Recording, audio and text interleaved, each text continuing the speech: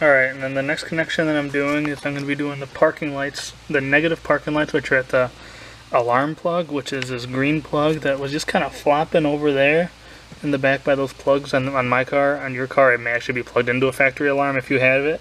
Let's say this car doesn't have a factory alarm, just factory immobilizer system, so the plug is just kind of sitting there, but it's got a lot of the wires we're going to be using. So the dark blue, which is the pin right next to that red white one, it's going to be our negative trigger parking lights. So right now I've got my red lead on constant 12 volts and the black lead there. I'm going to turn the parking lights on. There we go, 12 volts. So we've got the right parking lights, which are going to be this blue wire right here, and we're going to connect the white wire from the remote start, or from the Viper right to there. And while I was down in this area here, I went ahead and hooked up my ground. I just put a female terminal connector on there, use the self-tamping screw there into the metal, scrape the paint and whatnot, of course. Alright, so looking at this alarm here, the diagram here, I see an issue with the yellow and yellow-orange. So those are set to interrupt the alarm if factory equipped. The wire is here, the yellow wire, but there's absolutely no point for me to interrupt this since there is no actual alarm that it connects to.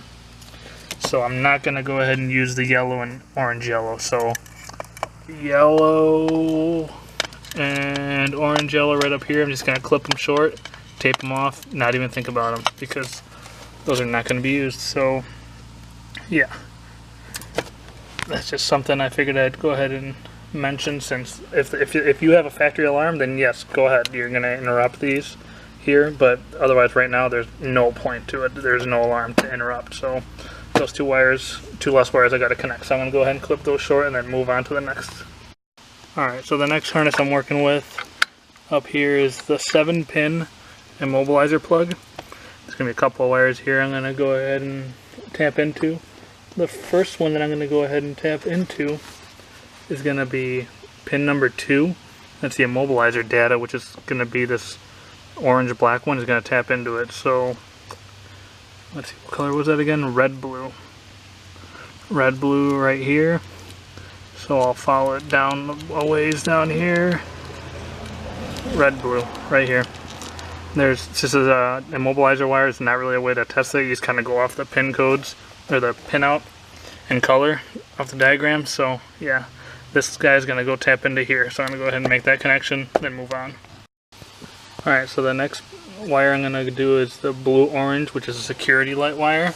And these two wires here are gonna be what I solder in to interrupt it. So the yellow-red is gonna go towards the plug, and the orange-red is gonna go towards the vehicle. So I'm gonna go ahead and cut this wire here, solder one to one side, one to the other, and then move on. Alright, so I finished up here in the 7-pin plug. I've got the blue-orange, which was interrupted, and the yellow-red going to the plug side, the orange-red going to the vehicle side, and then I tapped in the black-orange right into the blue, or the red with blue stripe. So I'm going to go ahead and tape this up, tie it up, and then work on my next wire, which is going to be the door lock data, which looks like it's going to be behind that fuse box there. So it's looking like I might be hating life for a little bit trying to get to that wire. We'll see. Alright, for the lock data, it took me a little bit, but I tried to just look up there, but it was damn near impossible. So what I did was, there's a screw on the bottom there that goes to that part of the fuse box. I just unscrewed it, I was able to drop the fuse panel down. Up in the top left, I found the 17-pin plug. Pin 2, second pin up there at the top, is the blue with orange. So it's looking like that's my wire, which is not much of a way to test it, so I'm going to go ahead and just go with it. You can't really, I mean, either it'll work or it won't. It's not going to be anything that causes damage. It's just, you're reading this wire, you're not putting anything to it generally. So, you might be, I don't know, either way. Alright, so right now I've got enough of it hooked up so that I can hook up my DBALL, program it, and test the locks, because I want to do that before I put that guy back up. And then start running my stuff for the manual aspect of this. Pretty much everything here is what you would do with an automatic so far, but with a manual there's a couple more steps. I got to do door trigger, tack and hood pin, parking brake wire, as well as the clutch integration, which is pretty simple on this car.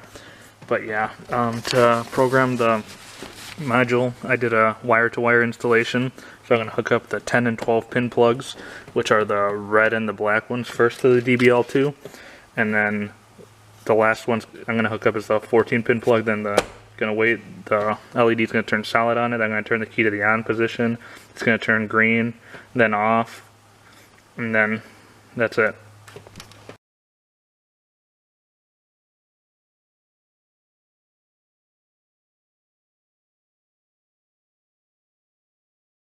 Alright, and for the programming on this, I'm going to go ahead and put the DBALL, connect the DBALL right now. So I'm going to do the 10 and 12 pin plugs and then put in the 14 pin plug. The LED is going to turn solid red.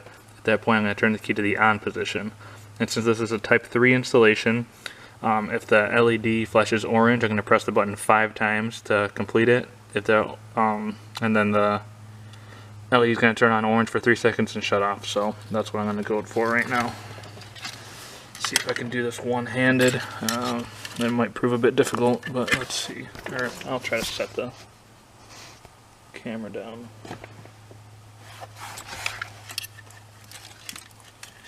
Alright. The red plug, the black plug, and now finally the 14-pin blue plug. Alright, LED's on solid red, so I'm going to turn the key to the on position.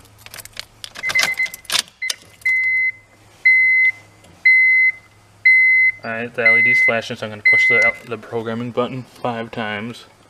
1, 2, 3, 4, 5. Alright, on solid and off. So now I can turn the key to the off position. Alright, so I'm testing my locks now. I forgot to hook up the antenna, which it's not mounted yet, but I'm going to try it. Lock. Unlock. Okay, so we're good there. Obviously I'm going to turn off that horn honking because that's annoying, but I have it for programming reasons. So yeah. Now we're going to move on to the next stuff, which is basically stuff that you have to do with the manual transmission. So I'll get started with that here once I put that guy back up. Alright, so the next wire here that I'm hooking up is going to be the door trigger wire, the trigger for the driver door.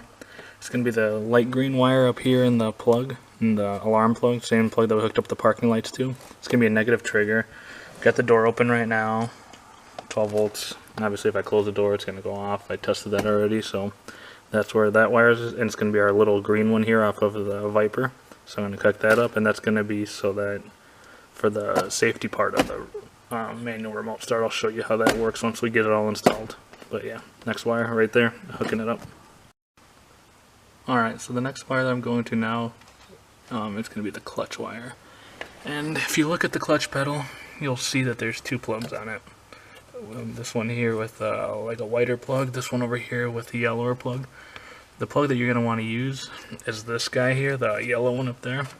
And the way you can test that is you can reach behind actually and just push the button in and then try to start the car. Obviously make sure you're in neutral for that and it'll start. So that's it. This other one here is going to be one that disengages the cruise control. So yeah, just don't get those mixed up. The wire you're going to look for is going to be this green one here. It's going to be a negative trigger. And I'm going to go ahead and test it right now. I'm just going to back probe it. Alright. So we're getting nothing there, and then I'm going to go ahead and press the button, or push the clutch, whichever is easiest for you. There we go, 12 volts, off. Okay, so in order to do the clutch bypass, we're going to need to get a negative trigger to that green wire there. So what we do, forgot to mention this earlier, but this this purple-yellow wire off of the Viper is going to be in this big plug right here, and that one there. This is the negative start wire. So when the vehicle is cranking over by the remote start, this puts out a negative pulse in conjunction with the positive for the starter. So you can do negative right to that, and that way it's going to simulate you pressing the clutch while the vehicle is cranking over. So we're going to go ahead and connect that to that green wire there, and then move on to the parking brake and tack wire. Alright, actually for the parking brake, I just looked at the wire. The wire is orange with a green stripe right there. Not sure how well you can see it. And so I'm like, well, it's got to be running the fuse box as well, because you get the parking brake light up on the dash and whatnot. So I found a green with an orange stripe right there in that plug, and I'm testing it right now. Got the negative lead there because parking brake's going to be a negative, and then I'm going to pull the parking brake up. There we go. So that saved me a little bit of wire running. Really, I didn't have to take that apart, but if I didn't know the color, there wasn't much I could do. So right there, in the first plug in the bottom left, top left corner, green with a orange stripe, is where I'm going to hook the parking brake wire up, which is going to be off of the Viper, the black and white wire, which we talked about earlier in the prep. So I'm going to go ahead and tap this guy into there, and then move on. Alright, so now I'm up under the hood. I ran my hood pin switch wire and my tachometer wire. On this car, looks like we're going to be going to either the fuel injectors or the coil packs. I'm going to start with the fuel injectors and test those here. I'm going to take off this little cover here, and then it should expose the injectors, then we'll go from there. Alright, so I've got the tack wire connected to the yellow wire here on injector number 4. This is obviously not how I'm going to run the wire. I'm just going to actually going to route it properly and everything, but I want to test to make sure that I learned this tack wire first before I go ahead with the trouble doing this. So I'm going to go ahead and start the car, we'll see if it learns the tack wire. If it does, great. Then I'm going to go ahead and route this properly. Found my hood pin switch spot right there too. There's already a hole there, so it worked out great. So yeah, I'm going to go ahead and program the tack, get that, and then button everything up. Alright, here you can see the solid yellow wire that I soldered in. And this is the tack wire. I extended it, so there's a piece of black wire, but I extended it so because of the way I'm routing it. I'm routing it around and over here, so I still got to zip tie it down, but right now I'm just going to go ahead and wrap the factory shielding back over top of it, tape it up, do a zip tie here so it doesn't ever get pulled out or stressed on or anything. It's not going to. I don't plan on pulling the engine or anything like that, so yep, I'm going to go ahead and put that back in. Going to zip tie up and then connect my hood pin, test that out, and then put the interior basically back together.